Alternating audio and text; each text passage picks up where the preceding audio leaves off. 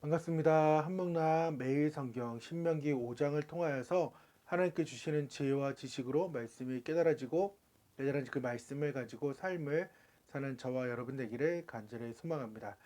일주일 동안 어떻게 지내셨나요? 저는 이제 요양원 개강이 22일 날 월요일에서 오늘 오리엔테이션 하고 그동안 무거웠던 짐들을 다 내려놓고 또 무겁다면 무겁고 즐거우면 즐거운 오늘 금요철야 기도회까지 설교까지 마무리를 하면서 신명기 말씀을 또 같이 이어지는 그러한 상황들 말씀에 순종해야 되는 그 부분들을 그리고 그 순종했던 부분들의 기도로 나아가야 되는 것을 좀 더 절실히 느꼈던 이번 한 주였던 것 같습니다. 오늘도 5장을 통하여서 하나님께서 주시는 그 말씀을 우리가 함께 알아가기를 원합니다. 신명기 5장입니다. 5장은 십계명 회고입니다. 그러니까 1세대들에게 십계명을 주셨지만은 이제 2세대들에게도 이 말씀이 계속해서 증거되는 상황이에요. 본 장은 호렙산에서 이스라엘 백성들이 십계명을 받은 내용이 반복되어 기록되어 있다. 당시 이스라엘의 두령과 장로들은 하나님의 위엄에 압도되어 모세가 중보자가 되어 하나님의 율법을 전달해 줄 것을 요청했고, 하나님은 이러한 제안을 선히 여겨 응낙하시고 다만 그들이 약속한 대로 율법을 성실히 지킬 것을 명령하셨습니다. 본문에서 중요한 사실은 이러한 언약 체결이 과거에 하나님과 이스라엘 열조 사이에 성립된 것이 아니라 중요한 말이에요. 오늘날 여기 살아있는 우리 곧 우리와 세우신 것이라고 모세가 해석한 것입니다. 지금도 중요해요. 오늘날 여기 살아있는 나, 곧 나와 세우신 이 말씀이 지금 우리의 삶에서 움직여야 되는 거죠. 이는 열조가 자손을 대표하는 자손을 이는 열조가 자손을 대표하고 자손은 조상 안에 있는 히브리의 독특한 견해를 반영하고 있는데, 하나님은 죽은 하나님이 아니라 지금도 여전히 살아계신 하나님이라는 것을 우리는 기억할 필요가 있다는 것입니다.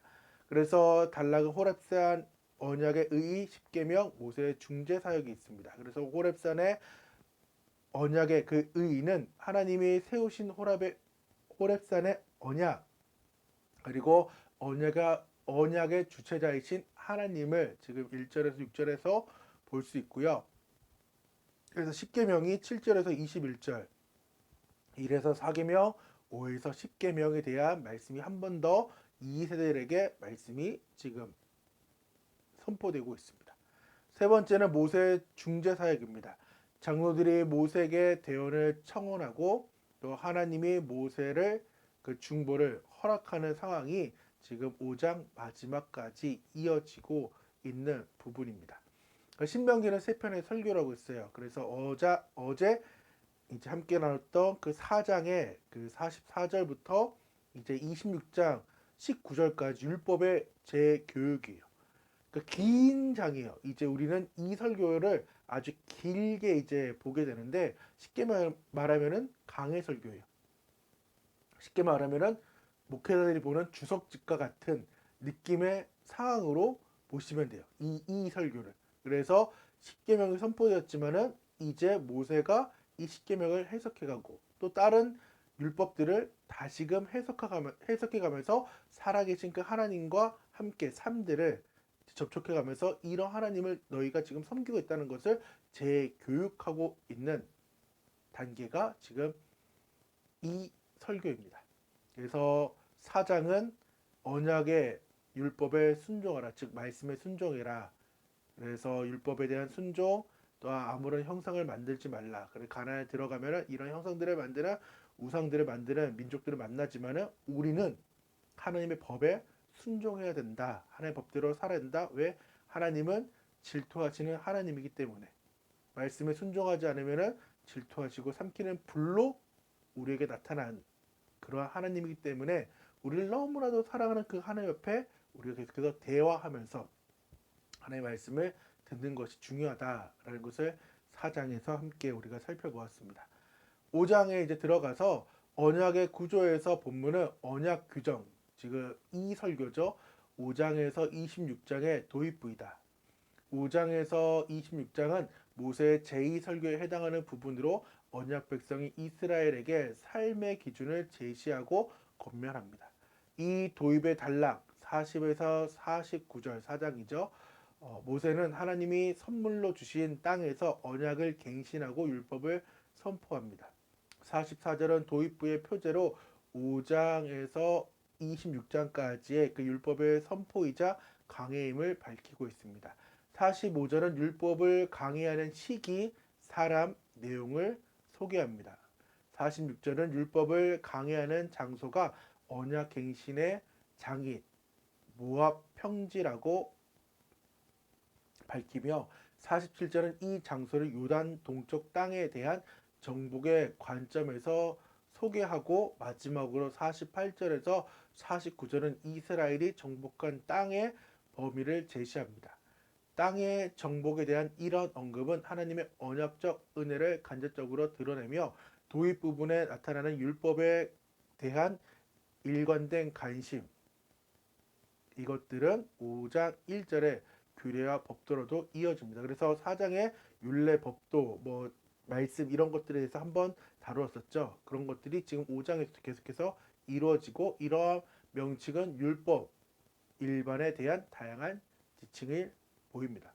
표제가 중요해서 지금 4장 44에서 49절에 대한 이 표제 대항을 한번 더 가지고 왔으니까 다시금 4장 44절부터 49절까지 읽어보시기 바랍니다. 자, 제가 볼 때 5장은 저는 5장 1절부터 5절까지 그리고 32, 33절까지의 내용이 좀 눈에 들어오게 되었어요. 그래서 5장의 구조는 인칭의 변화를 다루고 있습니다. 그래서 A 부분의 1절은 나와 너희, 그리고 2절, 3절은 우리에 대한, 그리고 4, 5절은 너희, 그리고 나에 대한 이 인칭의 변화에 대한 초점이 담겨져 있습니다. 그래서 외곽, 아까 말했던 나, 너희에 대한, 너희, 나에 대한 그 외곽적인 큰 틀에서는 나와 너희의 분리를 통해 모세의 중보적 역할을 나타내고 있고요. 중앙에 대한 2, 3절에 대한 이 우리라는 단어는 모세를 포함한 온 이스라엘이 갱신하는 언약의 뭐라고요? 현재성을 강조합니다. 그러니까 하나님은 죽은 하나님이 아니라 지금 살아계시는 지금 현재의 하나님을 우리는 알아야 된다는 거죠. 그래서 1절부터 5절까지 함께 읽겠습니다. 모세가 온 이스라엘을 불러 그들에게 이르되 이스라엘아 오늘 내가 너희의 귀에 말하는 규례와 법들을 듣고 그것을 배우며 지켜 행하라. 우리 하나님 여호와께서 호렙산에서 우리와 언약을 세우셨나니 이 언약은 여호와께서 우리 조상들과 세우신 것이 아니요 오늘 여기 살아있는 우리 곧 우리와 세우신 것이라. 우리를 계속 표시해야 되는데 오늘 정신없어 바빠가지고 체크를 못했습니다. 우리가 진짜 많죠.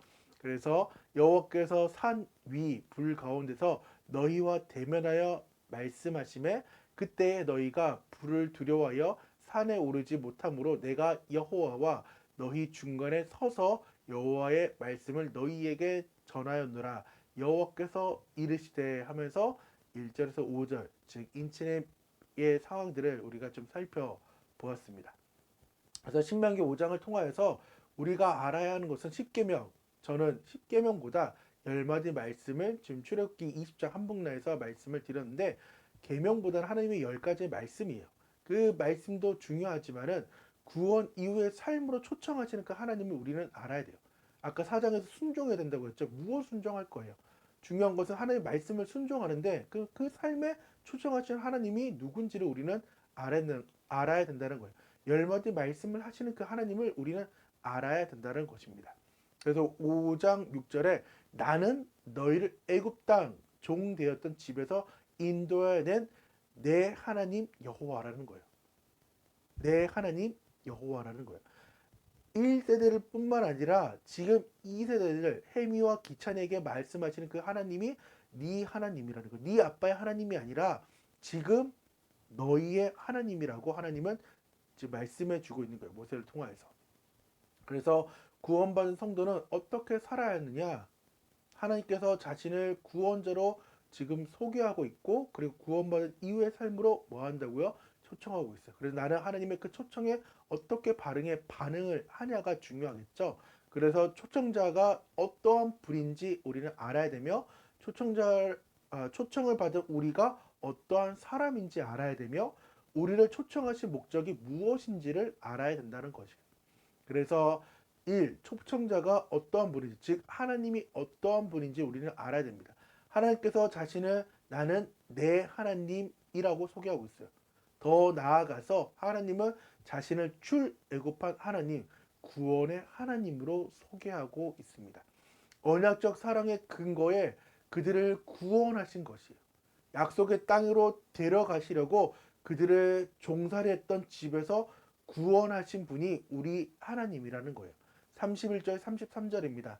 너는 여기 내 곁에 서 있으라. 내가 모든 명령과 규례와 법들을 내게 이르리니 너는 그것을 그들에게 가르쳐 내가 그들에게 기업으로 주는 땅에서 그들에게서 이것을 행하게 하라 하셨나니. 33절입니다. 너희 하나님 여호와께서 너희에게 명령하신 모든 도를 행하라. 그리하면 너희가 살 것이요 복이 너희에게 있을 것이며 너희가 차지한 땅에서 너희의 날이 길리라 라고 말씀하면서 하나님께서 복도 주시고 구원에 대한 그 일들로 말씀하십니다. 즉 그리스도께서도 우리를 향하여서 수고하고 무거운 짐 자들아 다 내게로 오라. 내가 너희를 쉬게 하겠다고 초청하시고 약속하시는 분이 우리 예수님이라는 거죠. 하나님은 여전히 우리를 지금도 초청하고 있어요. 왜? 힘들어하지 말라는 거예요. 너의 짐을, 지금 이 짐을 하나님께 맡기라고 말씀합니다. 맡길 때 다 너희를 나를 쉬게 해줬다고 말씀했어요.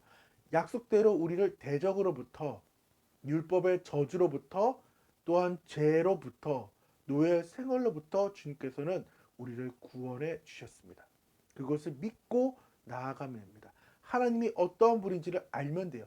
약속대로 우리를 대적해서 구원해 주셨고, 율법의 저주로부터 구원해 주셨고, 죄로부터 구원해 줬고, 노예 생활로부터 구원해 주신 하나님이라는 것입니다.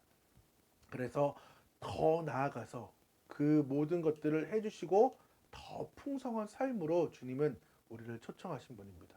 또한 두 번째는 초청받은 우리가 어떤 사람인지 알아야 됩니다. 하나님께서는 이스라엘을 너라고 부르십니다. 종살이하던 너를 구원하신 하나님이 너를 자신의 백성으로 세우셨습니다. 삼으셨습니다. 하나님은 그들을 언약 백성으로 부르심으로써 그들에게 존재 이유와 삶의 근거를 제공하셨습니다. 이 초청은 그들의 신분을 하나님의 백성으로 확증해 주는 아주 중요한 사건인 거죠. 하나님께서는 그리스도의 피로 우리를 그리고 나를 사셨기 때문에 나는 예수님의 것입니다.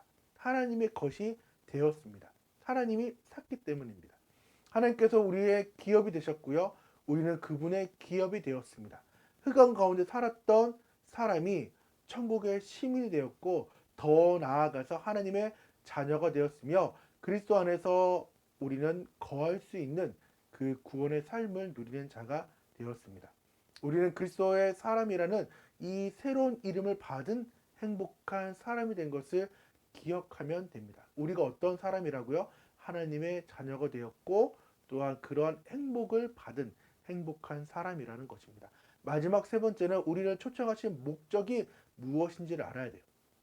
하나님께서는 친히 구원하신 자기 백성, 자기 자녀에게 10가지의 계명, 아니 10가지의 말씀을 우리에게 주셨습니다. 계명을 지키는 것, 즉 10가지의 말씀을 순종하며 지키며 나아가는 것이 구원을 받도록 하신 것이며 그리고 그 구원받은 것으로 끝나는 것이 아니라 구원받은 대로 누리면서 살라는 것이 아주 중요합니다. 구원으로 끝나는 것이 아니라 구원으로 행복한 것이 아니라 그 행복을 누리라고 말씀을 하고 있는 것입니다. 즉 구원 이후의 삶을 위해 주신 것이에요. 즉 우리에게 계명을 따라 하나님을 사랑하고 이웃을 사랑함으로써 하나님께 영광을 드러내도록 우리를 불렀습니다. 그것이 우리가 행복한 삶이며 그것을 누리며 살아가는 것입니다. 오늘 나를 부르신 목적도 다르지 않습니다. 율법의 행위로는 구원을 받을 수는 없습니다. 그러나 십계명은 10마디 그 말씀은 신약에도 자주 인용되는 그런 불변의 진리로서 오늘의 그리스도인으로 살아가야 할 기본적인 원리를 제시합니다. 아까 말씀드렸죠.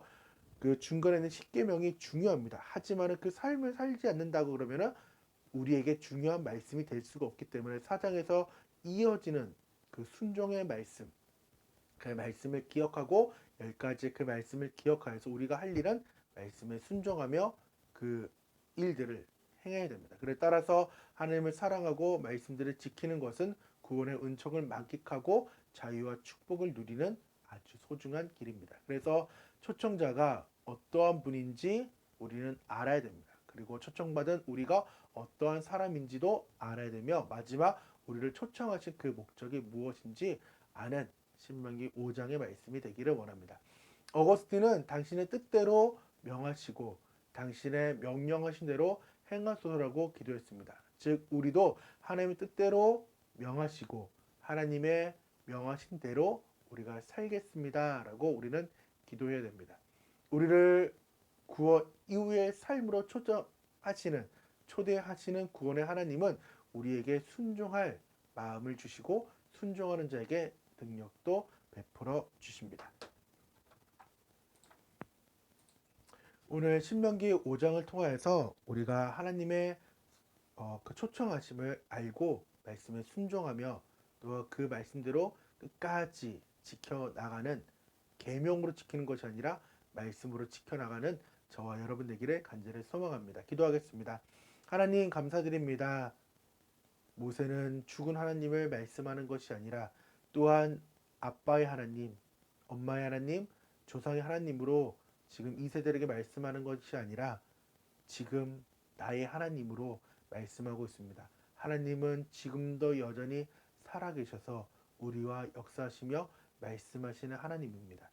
10가지 그 말씀을 삶의 원리로 받아들이고 주님께서 주시는 그 계명과 규례를 지키며 나아갈 줄 아는 우리 귀한 한목나 모든 가족 될 수 있도록 도와주셔서 주님께서 함께 하실 걸 믿사하며 예수님의 이름으로 기도드립니다. 아멘. 오늘 하루도 승리하시고 다 같이 안녕. 감사합니다.